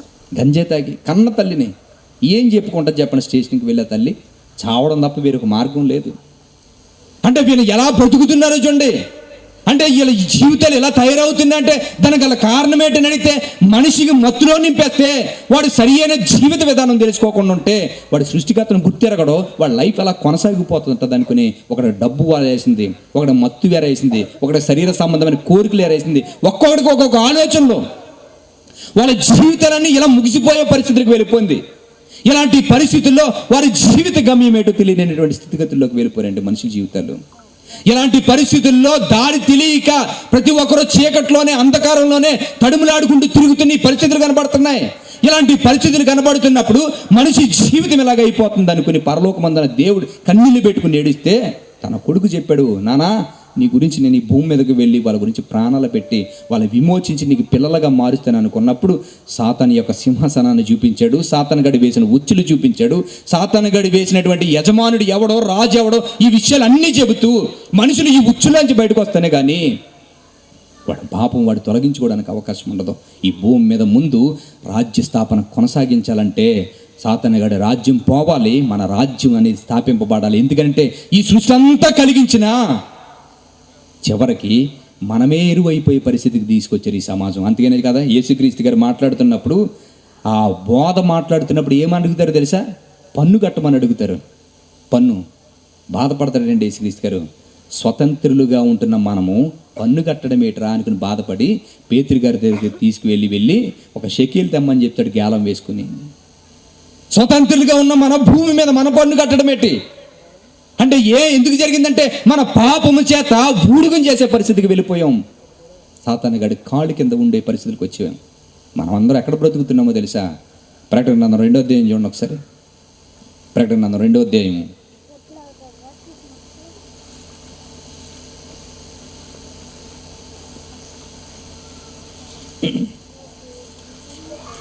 చూడండి. ప్రకటన గ్రంథం 2వ అధ్యాయము 13వ వచనం చూడండి ఒకసారి. ప్రకటన గ్రంథం 2వ అధ్యాయం 13వ వచనం. సాతాను సింహాసనమున్న స్థలములలో నీవు కాపురం ఉన్నావని నేను ఎరుగుదును. చూసారా యేసుక్రీస్తు గారు ఏమన్నాడు తెలుసా, ఇవి చూపించడానికి వచ్చాడండి. ఈ భూమి మీద దేవుని రాజ్యం లేదు, సాతాను గారితో ఒక రాజ్యం ఉంది. నేను రాజుని కాదు, వాడు రాజు ఉన్నాడు. ఈ భూమి మీద యజమానులు నేను కాదు ఇంకొకడు కూడా యజమానుడు అన్నాడు. ఇవన్నీ చూపించి మనుషుల జీవితాల్లోంచి దూరం చేసి నేనే మీ జీవితాలకి చూపించవలసినటువంటిది ఒకటి ఉందనుకుని ఆయన మనుషుల జీవితాల్లో ఇవన్నీ కనుపరుస్తూ వచ్చాడండి. అవన్నట్లనే మనుషులు ఎందులో చిక్కుబడిపోతున్నారో, ఎందులో వారి జీవితాలు నాశనం అవుతున్నాయో వాళ్ళందరికీ మనుషుడికి చూపించాడు. ఒకటి తిండి గురించి బ్రతుకుతున్నాడు, వాడు తాగుడు గురించి బ్రతుకుతున్నాడు, ఒకటి శరీర సంబంధమైన కోరికల గురించి బ్రతుకుతున్నాడు, ఒకటి ఆస్తుపాస్తులు సంపాదించుకోవడానికి బ్రతుకుతున్నాడు, ఒకటి వెనకాల పోగేసుకుని పేరు కీర్తి ప్రతిష్టల గురించి బ్రతుకుతున్నాడు. అలాగే వారి జీవితాలు మోసపూరితమైన జీవితాల్లోకి వెళ్ళిపోతున్నాయి.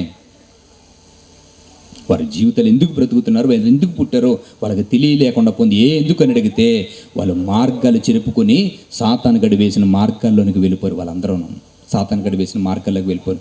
ఇప్పుడు సాతాను గడి వేసిన మార్గాల్లో నుంచి ప్రతి దాంట్లో నుంచి వీరందరూ చిక్కులు పడిపోయి బ్రతుకుతూ ఉంటుంటే వారి బానిసత్వ సంఖ్యల్లో వాళ్ళ బ్రతుకులు ముగించుకుంటే నాశనంగా వాళ్ళు వెళ్ళిపోయేది నిత్య నాశనంలోనికి వెళ్ళిపోయే నరకంలో యుగయుగాలు కాల్చే పరిస్థితి పరలోకమందున్నటువంటి దేవుడు గమనించాడు. వీళ్ళ జీవితాలు ఎలా తెల్లారిపోవాలనుకుని ఎంతోమంది ఏడ్చారండి. సమాధానాలు లేవు, నెమ్మది లేదు, పరిశుద్ధత లేదు, ఎవరి కుటుంబాల్లో ఆనందాలు లేవు, ఎవరి కుటుంబాల్లో సంతోషంగా తినే రోజు లేదు. ప్రతి ఒక్కరి జీవితంలో అన్యాయంలోనే ఉన్నాయి. వాళ్ళ జీవితంలో న్యాయం జరిగేది లేదు. వాళ్ళ బ్రతుకులంతా అన్యాయమయం అయిపోయిన పరిస్థితుల్లో ఆకాశం వైపు ఎన్నో కన్నులెత్తి ఆయన రాజ్యం గురించి, ఆయన రాకడ గురించి, ఆయన ఈ భూమి మీద ఎప్పుడు అడుగు పెడితే మా జీవితాలు సుఖ సంతోషాలతో ఆనందంగా ఉంటుంది అనుకుని ఎదురు చూసే కళ్ళు చూసాడు పరలోకమందున్న దేవుడు. ఎందుకు వీళ్ళ జీవితాలు అలాగే ఏడుస్తున్నారని అడిగితే ప్రతి మనిషి జీవితాలు చీకటమయమైపోయినాయండి. ప్రతి మనిషి జీవితాలు చీకటమయమైపోయినాయి. అలా చీకటమయమైపోయినటువంటి ప్రతి జీవితాన్ని 2000 సంవత్సరాల క్రితం భూమి మీదకి వచ్చి నేను నిజమైన వెలుగుని అని సమాజానికి ప్రకటించడానికి వచ్చేటంటే, ఇప్పటి వరకు మీరు వెలుగంటుంది అది నిజమైన జీవితం కాదు. నిజమైన జీవితం సత్యాన్ని చూసి మీరు బ్రతకడమే నిజమైన జీవితం. ఎందుకని అడిగితే మీరు బ్రతుకుతున్న ఈ జీవితం ఈ భూమి మీద వరకునే మీరు అనుకుంటున్నారు, కానీ చనిపోయిన తర్వాత మరొక లోకం ఉంది. ఆ లోకంలో మనకు ఒక బ్రతుకుంది. ఆ బ్రతుకు గురించి మీరు తెలుసుకోవాలనుకుని 2000 సంవత్సరాల క్రితం ఈ భూమి మీదకి వచ్చి చెప్పాడు నిజమైన వెలుగు ఉంది, అది ప్రతి మనిషిని వెలుగుతూ ఉన్నది, కానీ దాన్ని ఎవరో గ్రహించలేకపోయారంట వెలుగుని. మనుషుల జీవితాలు చీకట్లోనే తడుములాడుకుంటున్నారు, అల్లాడిపోతూ వారి జీవితాలు ఇలా ముగించుకుని వాళ్ళు వెళ్ళిపోతున్నారు. అలాంటి పరిస్థితుల్లోనే 2000 సంవత్సరాల క్రితం ఈ భూమి మీదకి వచ్చేమన్నాడు తెలుసా? ఇదిగో ఈ భూమి మీద బ్రతుకుతున్నటువంటి మనుషులందరూ తమ మార్గాలు చెరుపుకున్నారు. తమ మార్గాలు చెరుపుకుని వాళ్ళ జీవితాలు అయోమయం అయిపోయి ఆరిని అగ్నికి ఆహుతి అయిపోతున్నాయి. కనుక 2000 సంవత్సరాల కింద మన దగ్గరకు వచ్చాయన్నాడు తెలుసా? నేనే మార్గము అని చెరుపుకున్న మార్గాలు నేనే మార్గమని చూపించాడండి. నేనే మార్గమని చూపించాడు. క్రిస్మస్ ఎందుకు జరుపుకోవాలో తెలుసా? చెరుకుపోయిన మార్గాలని మరలా తన శరీరం అనేటువంటి సిలువ యాగం ద్వారా పరలోకానికి నిచ్చెన వేసి తన దేహాన్ని చింపుకొని మనకి మార్గాన్ని వేసి 2000 సంవత్సరాల క్రితం నేనే మార్గం, నా ద్వారా తప్ప తండ్రి దగ్గరికి వెళ్ళలేరు అన్న విషయాన్ని సమాజానికి చెప్పి విమోచన కలిగించేటువంటి స్థితి 2000 సంవత్సరాలు కలిగింది. కనుకే ఈ క్రిస్మస్ కాంతులు చీకట బ్రతుకులైన మనలో ప్రకాశించాలని కోరుకున్నాడు. మనిషి అబద్ధంగా బ్రతుకుతున్నాడు, అబద్ధమే జీవితం అనుకుంటున్నాడు, ఇదే శాశ్వతం అనుకున్నాడు. ఇది అబద్ధం రా, ఈ జీవితం శాశ్వతం కాదు, నేనే సత్యమని 2000 సంవత్సరాల క్రితం చెప్పాడు. పాపం చేసి మరణపు ఛాయలో బ్రతుకుతున్నటువంటి జీవితాలు ఇలాగే తెల్లారిపోతాయి అనుకుని గుండెలు బాదుకుంటుంటే నేనే జీవమని 2000 సంవత్సరాల క్రితం చెప్పాడు. ఆయన ఈ భూమి మీదకి ఎందుకు వచ్చాడనైతే అనేకమైన పనుల్లో ప్రాముఖ్యమైనటువంటి 3 పనులు అబద్ధంలో బ్రతుకుతున్న మనకి సత్యాన్ని చూపించడానికి, మరణ ఛాయల్లో బ్రతుకుతున్న మనకి జీవం ఆయనే అని చెప్పడానికి, మార్గాలు చెరుపుకున్న మనకి ఆయనే మార్గం అని చూపించడానికి 2000 సంవత్సరాల క్రితం మానవాళిగా ఈ భూమి మీద పుట్టాడు. అది నువ్వు తెలిసి జీవిస్తే నీ జీవితంలో నిజమైన క్రిస్మస్ కాంతులు అవే. నిజమైన భక్తుడికి సంవత్సరానికి ఒకసారి రాదు క్రిస్మస్, ప్రతిరోజు జరుగుతూనే ఉంటుంది క్రిస్మస్. ప్రతి వారికి సత్యం చెబుతాడు, జీవాన్ని పరిచయం చేస్తాడు, మార్గం క్రీస్తే అని గొంతెత్తి తరుస్తూ ఉంటుంటాడు. వాళ్ళ జీవితాల్లో ప్రతిరోజు క్రిస్మస్సే. క్రీస్తుని ఆరాధించే ప్రతిరోజు వాళ్ళ జీవితాలు జరుగుతూనే ఉంటుంటుంది. ఇలా చేసుకోకూడదా అని అడిగితే చేసుకోవచ్చు, అది మనకు కాదు. ఇది క్రీస్తుని మార్గము అని తెలియని వారికి మార్గం అని చెప్పాలి. క్రీస్తు జీవము అని తెలియని వారికి క్రీస్తే జీవ ప్రదాత అని మనం చెప్పాలి. క్రీస్తు గురించి తెలియలేనటువంటి వారి అబద్ధాలు బ్రతుకుతున్నటువంటి వారికి క్రీస్తే సత్యమని సమాజానికి చెప్పాలి.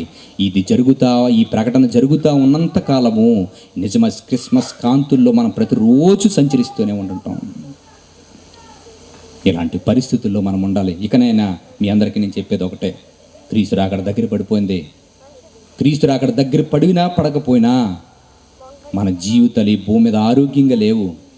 ఏ క్షణాన్ని జీవితం ముగిసిపోతుందో తెలియని పరిస్థితి ఉంది. మీకు చివరికి ఒక మాట చెప్పి ముగిస్తాను, జాగ్రత్తగా వినండి. రీసెంట్గా సోషల్ మీడియాలో వచ్చినటువంటి వార్త చాలా పెద్ద హల్చర్ చేసింది. ఏంటో తెలుసా? ఒక 2 తల్లిదండ్రులు ఉన్నారు. వాళ్ళిద్దరూ భార్యాభర్తలు ఇద్దరు చాలా సంవత్సరాల వరకు పిల్లల గురించి ఎదురు చూస్తే లేక పుట్టిందండి ఒక బిడ్డ, ఆడబిడ్డ. పుట్టినటువంటి ఆడబిడ్డని చూసుకుని బాగా పెంచుకుంటున్నారు. 8 నెలలు 9 నెలలు అయిందండి. ఆ పాప ఒళ్ళో ఉండగానే, తల్లి ఒళ్ళో ఉండగానే పెద్ద కేకలు పెట్టి ఏడ్చి సడన్గా చచ్చిపోయింది. చచ్చిపోయిన బిడ్డ మామూలుగా చనిపోతే బాగుండు, పెద్ద కేకలు పెట్టి నోట్లోంచి బ్లడ్, కంట్లోంచి బ్లడ్, చెవుల్లోంచి బ్లడ్ వచ్చి చచ్చిపోయింది. తల్లిదండ్రులు గుండెలు బాదుకున్నారు. గుండెలు బాదుకుని పరుగు మీద హాస్పిటల్ తీసుకువెళ్ళారు. హాస్పిటల్ తీసుకుపోయి నా బిడ్డ ఇలాగ అయిపోయింది అనుకుని గుండెలు బాదుకుంటుంటే డాక్టర్లు చూశారు. విచిత్రమైనటువంటి కేసు అది. నీ బిడ్డ చనిపోయిందమ్మని చెప్పారు. బిడ్డను తీసుకుని వెనక్కి వచ్చేసే సమయంలో డాక్టర్లు చెప్పారట, అమ్మా మీ బిడ్డని మాకు ఇవ్వమ్మా, మళ్ళీ మీకు ఇచ్చేస్తాం. ఎందుకో తెలుసా, ఈ బిడ్డ లాంటి మరణం ఎవరికీ రాలేదు. ఈ మరణం వెనకాల ఉన్నటువంటి పరిస్థితి తెలిస్తే ఇలాంటి పరిస్థితి అనేకమైన బిడ్డలకు రాకుండా మేము కాపాడుకుంటాం, మీ బిడ్డను ఇస్తారమ్మా అని అడిగితే తీసుకువెళ్ళండి అనుకుని ఏడుస్తూనే ఇచ్చారండి. తీసుకువెళ్ళి టెస్టులు చేశారు, అవి అన్ని మొత్తం అన్ని టెస్టులు చేశారు, కోసారు, మొత్తం అంతా చూశారు. డాక్టర్లు కూడా నివ్వెరపోయే విషయం తెలిసింది, బయటకు వచ్చారు. దిగులుగా వస్తున్నటువంటి డాక్టర్లను అడిగారు తల్లిదండ్రులు, అమ్మా ఏమైందండి, నా బిడ్డ ఎందుకు చనిపోయింది, డాక్టర్స్ చెప్పండి అని తండ్రి తల్లి గొగ్గలి పెట్టి అడిగితే బయటకు వచ్చేమన్నా తెలుసా, అమ్మా నీ బిడ్డకి 8 నెలలు కదా, నీ బిడ్డకి 450 షుగర్ పాయింట్స్ ఉన్నదమ్మా అని చెప్పాడంట. షుగర్ ఎంత ఉందట, 450 దాటేసింది. పెద్దవాళ్ళైతే తట్టుకోగలరు, చిన్నపిల్లలు కాబట్టి నరాలు పేలిపోయినాయండి, మొత్తం అయిపోయి కంట్లో నుంచి చెవుల్లో నుంచి వచ్చేసింది బ్లడ్ మొత్తం అంతా. ఎందుకు చెబుతున్నాను తెలుసా, ఆ బిడ్డ పుట్టి షుగర్ తినలేదు, స్వీట్లు తినలేదు, ఏమి ఆలోచించలేదు, ఏమి చేయలేదు.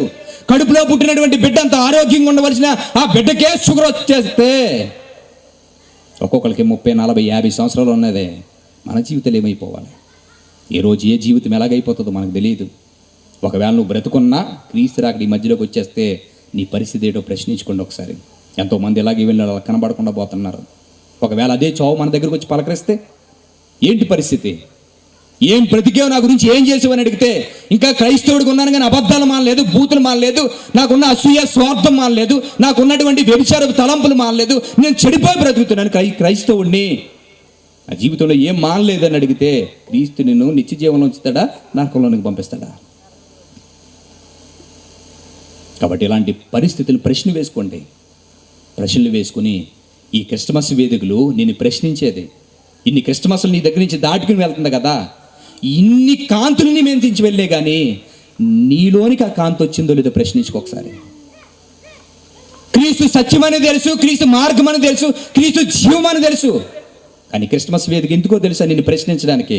క్రీస్తు మార్గం అని చెబుతున్నావు, ఆ మార్గంలో నువ్వు నడుస్తున్నావా ప్రశ్న వేసుకో. క్రీస్తు జీవం అని చెబుతున్నావు, నువ్వు జీవంలో ఉన్నావా మరణంలో ఉన్నావా ప్రశ్న వేసుకో. క్రీస్తు సత్యం అని చెబుతున్నావు, ఆ సత్యాన్ని వెంబడిస్తున్నావా అసత్యంలో నువ్వు బ్రతుకుతున్నావా ప్రశ్న వేసుకో. ఈ క్రిస్మస్ వేదికలని ప్రశ్నించి క్రీస్తు దగ్గర పరిశుద్ధుడిగా నిర్దోషిగా నువ్వు నిలబడాలనుకుంటే, ప్రభువా ఈ 3 పనుల గురించి నువ్వు వస్తే ఆ పనులకు అర్థాలు తెలుసు కానీ దాంట్లో బ్రతకలేని దౌర్భాగ్య జీవితం నేను బ్రతుకుతున్నాను, నువ్వు అవకాశం ఇస్తే మారతాను ప్రభువా. ఈ సంవత్సరం నుంచి నా జీవితం మార్చుకుని ఈ క్రిస్మస్ కాంతుల్లో ఉండడం కాదు, నేనే ఒక వెలుగుగా మారి అనేక మందికి వెలిగిచ్చేవాడుగా నేను ఉంటాను ప్రభువా అనుకుని ఒక నిర్ణయం తీసుకోండి. అలా ఒకవేళ నిర్ణయం తీసుకుని నిలబడగలిగితే నిజమైన వెలుగు నీలోనికి వస్తుంది, మార్గంలోనికి నువ్వు నిలబడతావు, చిరుపుకున్న మార్గం నీ కంటికి కనిపిస్తుంది, జీవంలోనికి నువ్వు అడుగు పెడతావు, సత్యమేటో నువ్వు అనుగ్రహిస్తావు, నువ్వు తెలుసుకుంటావు. ఇలా తెలుసుకోవడమే నిజమైన క్రిస్మస్ అయితే ఇది గొంతు ఎత్తి అనేక మందికి సమాజానికి చెప్పి నిజమైన క్రిస్మస్ వెలుగులు నింపే జీవితాలుగా నీది ఉంటుంది. అలా ఉండాలని కోరుకుంటే నా మాటలు ముగిస్తున్నాను. ప్రార్థన చేసుకుందాం. పరిశుద్ధుడా పరలోకమందున్న మా కన్న తండ్రి, మీ ఘనమైన నామానికి కృతజ్ఞతాస్తుతులు చెల్లించుకున్నాను దేవా. మీ విలువైన అమూల్యమైన భాగ్యాన్ని మాకు అనుగ్రహించి మీ ఉన్నతమైన ఉద్దేశాలు తెలియజేసినందుకు కృతజ్ఞతలు దేవా.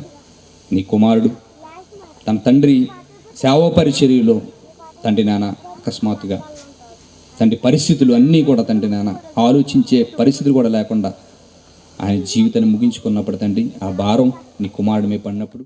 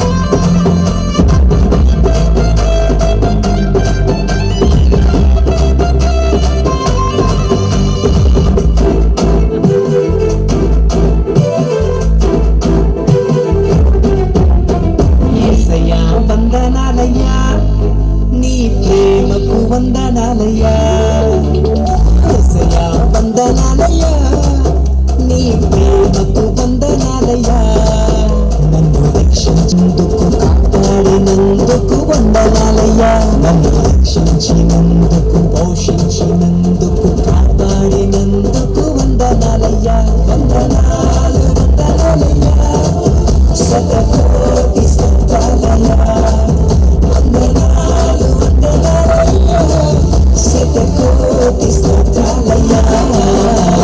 యేసయ్యా యేసయ్యా యేసయ్యా వందనాలయ్యా, నీ ప్రేమకు వందనాలయ్యా.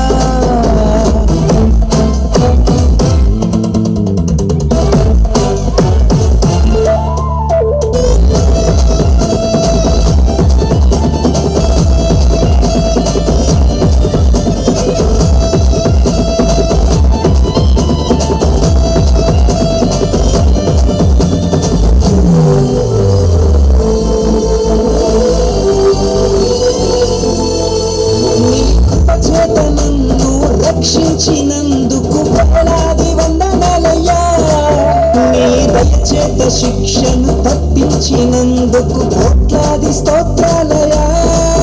నీ కృప చేత నన్ను రక్షించినందుకు వేలాది వందనాలయ్యా, నీ దయచేత శిక్షను తప్పించినందుకు కోట్లాది స్తోత్రాలయ్యా.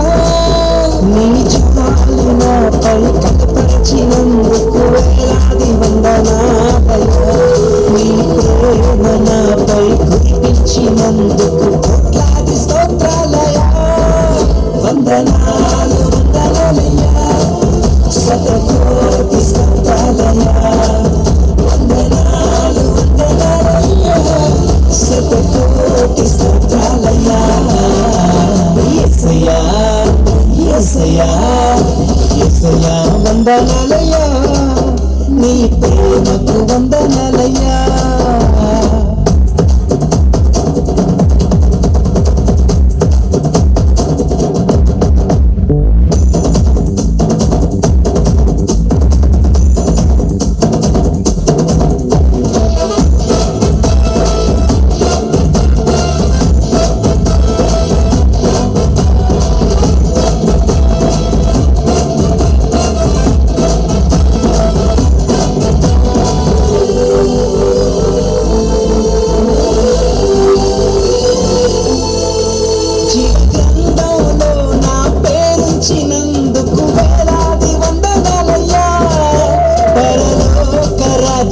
చోటిచ్చినందుకు కోట్లాది స్తోత్రాలయ్యా, వందనాలు వందనాలయ్యా, శతకోటి స్తోత్రాలయ్యా, వందనాలు వందనాలయ్యా, శతకోటి స్తోత్రాలయ్యా. యేసయ్యా యేసయ్యా యేసయ్యా వందనాలయ్యా, నీ ప్రేమకు వందనాలయ్యా. యేసయ్యా వందనాలయ్యా, నీ ప్రేమకు వందనాలయ్యా. నన్ను రక్షించినందుకు, పోషించినందుకు, కాపాడినందుకు వందనాలయ్యా. నన్ను రక్షించినందుకు, పోషించినందుకు, కాపాడినందుకు వందనాలయ్యా. వందనాలు వందనాలయ్యా, శతకోటి స్తోత్రాలయ్యా, వందనాలు వందనాలయ్యా, శతకోటి స్తోత్రాలయ్యా. వందనాలు వందనాలయ్యా, శతకోటి స్తోత్రాలయ్యా, వందనాలు వందనాలయ్యా, శతకోటి స్తోత్రాలయ్యా. Naya Nivea Body.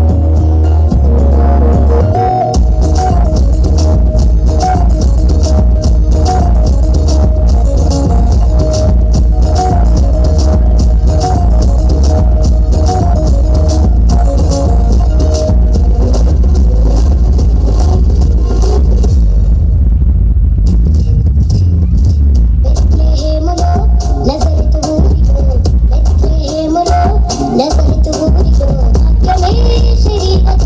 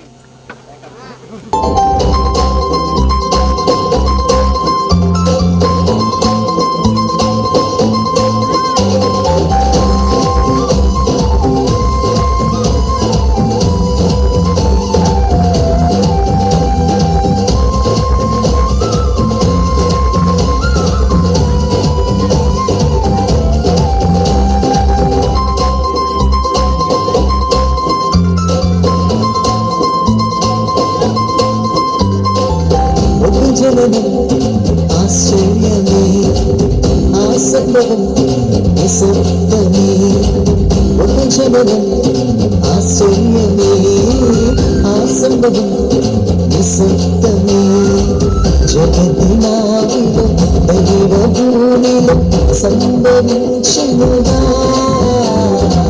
సర్వ సృష్టిలో ఉన్నవన్నీ సంతసించెనుగా అద్భుతం అద్భుతం అద్భుతం యేసయ్య జననమే అద్భుతం అద్భుతం అద్భుతం అద్భుతం మహిమే మనిషాయ అద్భుతం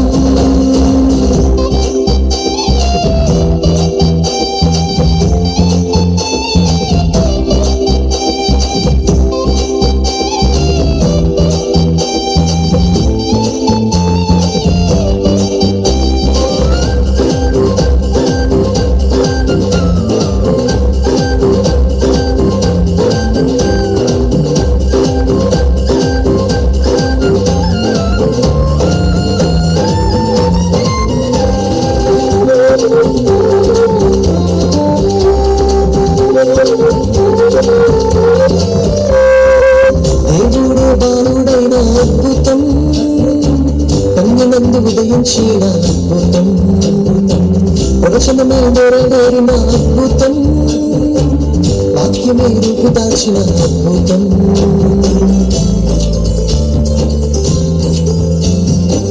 దేవుడే బాలుడైన అద్భుతం కన్నునందు ఉదయించిన అద్భుతం ప్రవచనమే నెరవేరిన అద్భుతం వాక్యమే రూపు దాచిన అద్భుతం మరియమ్మ ఊరిసిన అద్భుతం పసుల పాక పరవశించిన అద్భుతం బెత్లెహేము ధన్యమైన అద్భుతం నజరేతుకు నజరాల అద్భుతం అద్భుతం అద్భుతం యేసయ్య జననమే అద్భుతం అద్భుతం అద్భుతం అద్భుతం మహిమే మనిషాయ అద్భుతం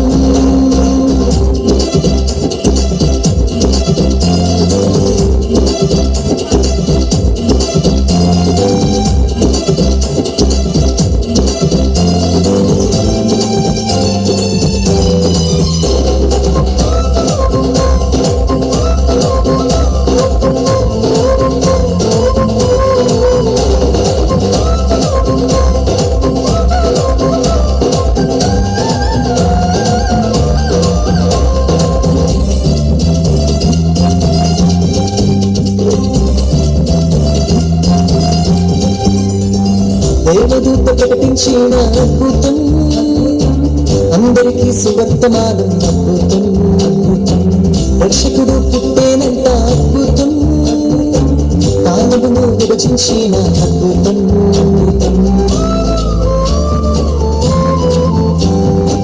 దేవదూత ప్రకటించిన అద్భుతం అందరికీ సువర్తమానం అద్భుతం రక్షకుడు పుట్టేనంత అద్భుతం కాలమును విభజించిన అద్భుతం దేవునికి మహిమలిచ్చిన అద్భుతం తోలినందు సమాధానం అద్భుతం కాకరుడు ప్రచురించిన అద్భుతం కృపా సత్య సంపూర్ణ అద్భుతం అద్భుతం అద్భుతం యేసయ్య జననమే అద్భుతం అద్భుతం అద్భుతం అద్భుతం మహిమే మనిషాయ అద్భుతం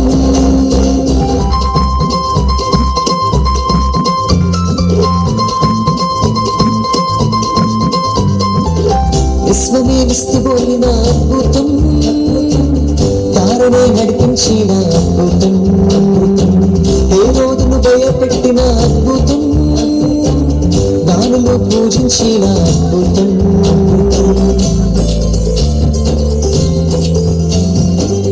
విశ్వమే విస్తుపోయిన అద్భుతం తారనే నడిపించిన అద్భుతం హేరోదును భయపెట్టిన అద్భుతం దానిలో పూజించిన అద్భుతం ప్రేమే ప్రభువైన అద్భుతం పాపములు క్షమి ఇచ్చిన అద్భుతం, సత్యమే మార్గమైన అద్భుతం, నిత్య జీవాంకురమే అద్భుతం, అద్భుతం, అద్భుతం, యేసయ్య జననమే అద్భుతం, అద్భుతం, అద్భుతం, అద్భుతం, మహిమే మనిషాయే అద్భుతం, ఒక జననం ఆశ్చర్యమే, ఆ సంభవం నిశ్శబ్దమే, ఒక జననం ఆశ్చర్యమే, ఆ సంభవం నిశ్శబ్దమే, జగదినావిలో దైవ భూమిలో సంభవించినుగా, సర్వ సృష్టిలో ఉన్నవన్నీ సంతసించినుగా, అద్భుతం, అద్భుతం, అద్భుతం, యేసయ్య జననమే అద్భుతం, అద్భుతం, అద్భుతం, అద్భుతం, మహిమే మనిషాయే అద్భుతం, అద్భుతం, అద్భుతం, అద్భుతం, యేసయ్య జననమే అద్భుతం, అద్భుతం, అద్భుతం, అద్భుతం, మహిమే మనిషాయే అద్భుతం.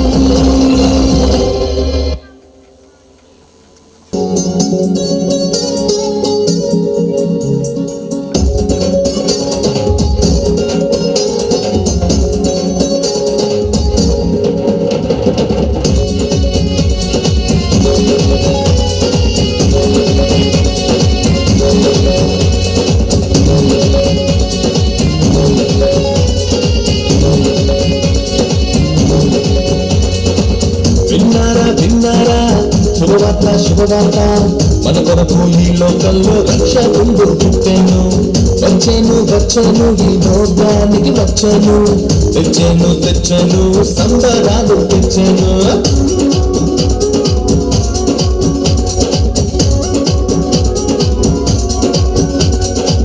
విన్నారా విన్నారా శుభవార్త శుభవార్త, మన కొరకు ఈ లోకంలో రక్షకుడు పుట్టెను, వచ్చెను వచ్చెను ఈ లోకానికి వచ్చెను, తెచ్చెను తెచ్చెను సంబరాలు తెచ్చెను. ఊరుబడా తిరిగి ఈ వార్త చెప్పగా, యేసయ్య పుట్టాడని పండుగ చేసేగా, ఊరుబడా తిరిగి ఈ వార్త చెప్పగా, యేసయ్య పుట్టాడని పండుగ చేసేగా. విన్నారా విన్నారా శుభవార్త శుభవార్త, మన కొరకు ఈ లోకంలో రక్షకుడు పుట్టెను, వచ్చెను వచ్చెను ఈ లోకానికి వచ్చెను, తెచ్చెను తెచ్చెను సంబరాలు తెచ్చెను.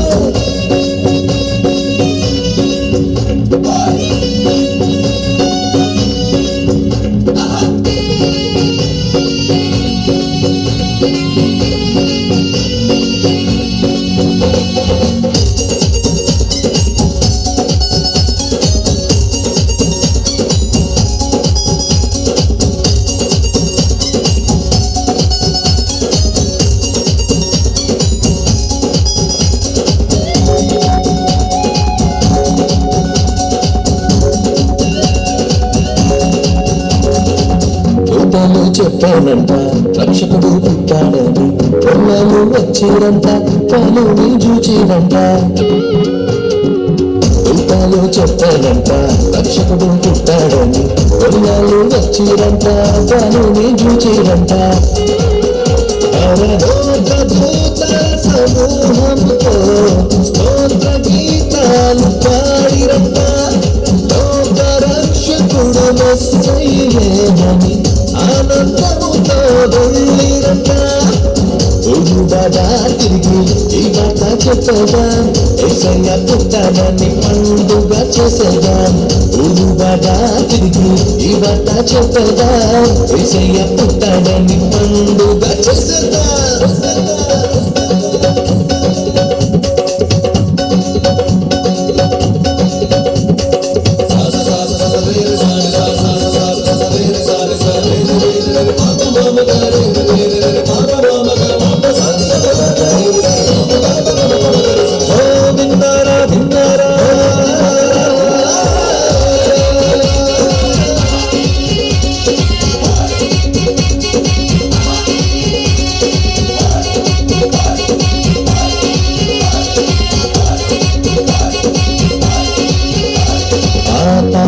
చెప్పానంట రారాజు పుట్టాడని జ్ఞానులు వచ్చిరంట పనుని చూచిరంట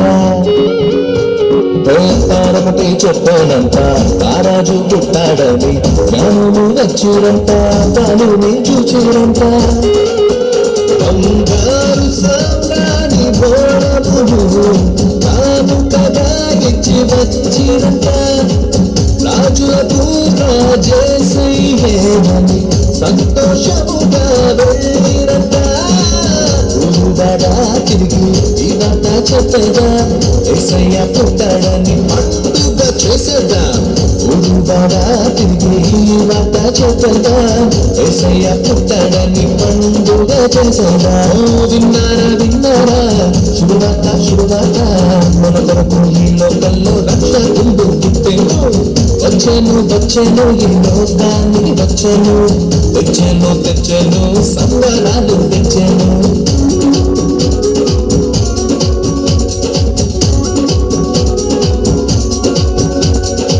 విన్నారా విన్నారా శుభవార్త శుభవార్త మన కొరకు ఈ లోకంలో రక్షకుడు పుట్టెను వచ్చెను వచ్చెను ఈ లోకానికి వచ్చెను తెచ్చెను తెచ్చెను సంబరాలు తెచ్చెను ఊరువాడా తిరిగి ఈ మాట చెప్పేదా యేసయ్య పుట్టాడని పండుగ చేసేదా ఊరువాడా తిరిగి ఈ మాట చెప్పేదా యేసయ్య పుట్టాడని పండుగ చేసేదా